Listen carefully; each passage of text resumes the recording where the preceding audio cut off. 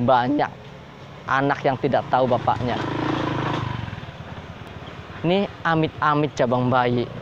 Kalau anak laki-laki nikah sama sosok seorang perempuan atau anak kita, padahal anak laki-laki itu anak kita juga. Ini gimana? Berapa dosa yang kita perbuat? Ya kan?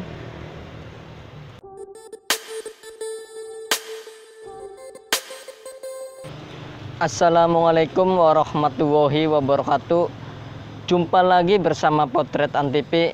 Kali ini Potret Antv akan membahas tentang pelakor dan istri kedua, ketiga, keempat, kelima. Ada-ada aja ya, kayak Power Ranger tanpa pink. Oke, saya sendiri seperti biasanya Ansori. Sebelum membahas yang lebih dalam, kawan-kawan, saya mohon untuk yang belum subscribe dulu, pencet tombol merahnya, chat yang sudah, terima kasih, banyak terima kasih. Dan kawan-kawan jangan lupa juga untuk menge-share-nya agar Potret Antv kedepannya lebih baik lagi video-videonya. Oke, bicara tentang pelakor. Apa sih pelakor? Pelakor itu artinya perebut laki orang. Yang namanya pelakor itu tentu saja berbeda dengan istri kedua, istri ketiga, bahkan istri keempat kelimanya. Undang-Undang Nomor 1 Tahun 1974 tentang perkawinan itu mengatur mengenai masalah perkawinan istri kedua, istri ketiga, istri keempat, bahkan istri kelima. Jadi ada orang yang bilang poligami itu tidak dilarang ataukah dilarang. Kalau menurut saya pribadi, poligami itu tentu saja tidak dilarang, karena ini sudah jelas di dalamnya Undang-Undang Nomor 1 Tahun 74 ini mengaturnya. Bahkan kalau misalkan dilarang, kata siapa dilarang poligami itu? Ini sudah jelas, undang-undangnya sudah ada. Namun jika seorang laki-laki menikah lebih dari satu atau berpoligami, baik mempunyai istri kedua, ketiga, keempat, atau kelima, ini harus sesuai unsur-unsur undang-undang yang mengaturnya, bahwa seorang suami boleh saja menikah lebih dari satu istri bila mana. Nih poin yang lebih penting kawan-kawan. Nah ini ada unsur-unsurnya kawan-kawan. Seorang suami bila mana menikah lagi, itu istri yang pertamanya itu mengizinkan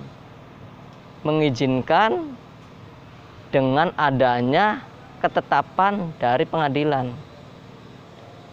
Kemudian istri yang pertama ini tidak bisa memberikan keturunan, tidak bisa mempunyai anak, itu bisa saja.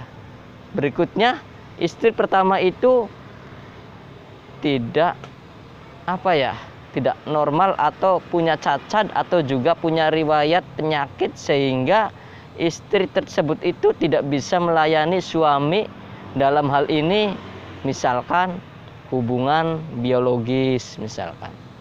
Nah dari ketiga unsur itu bisa dijadikan suatu landasan suami ini bisa mempunyai atau bisa memohon kepada istri pertama untuk kawin lagi atau mempunyai istri kedua.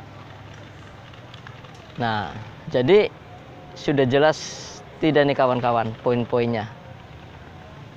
Tadi itu diatur oleh undang-undang untuk apa? Sebenarnya untuk kita juga, untuk diri sendiri. Karena apa? Bisa dibayangkan kawan-kawan, kalau misalkan tidak diatur dalam undang-undang perkawinan itu, banyak anak yang tidak tahu bapaknya. Ini amit-amit cabang bayi. Kalau anak laki-laki nikah sama sosok seorang perempuan atau anak kita, padahal anak laki-laki itu anak kita juga. Ini gimana? Berapa dosa yang kita perbuat? Ya kan? Jadi kalau misalkan kawan-kawan ini ada yang mau beristri lebih dari satu, itu harus izin dulu kawan-kawan. Izin dulu dengan unsur-unsur yang tadi, dengan poin-poin yang tadi kawan-kawan. Nah, sama istri pertamanya. Jadi jangan mentang-mentang menjadi kucing garong sehingga ingin mempunyai istri kucing-kucingan. Nanti anaknya kucing-kucing-kucing. Oke, itu perbedaan antara pelakor dan istri kedua, istri ketiga, keempat, kelima. Kiranya itu saja kawan-kawan yang saya sampaikan. Saya mohon maaf apabila ada salah kata. Jangan lupa kawan-kawan yang belum subscribe, belum pencet tombol merahnya, dipencet dulu. Yang sudah, terima kasih banyak. Akhirul kalam, wassalamualaikum warahmatullahi wabarakatuh. Dadah.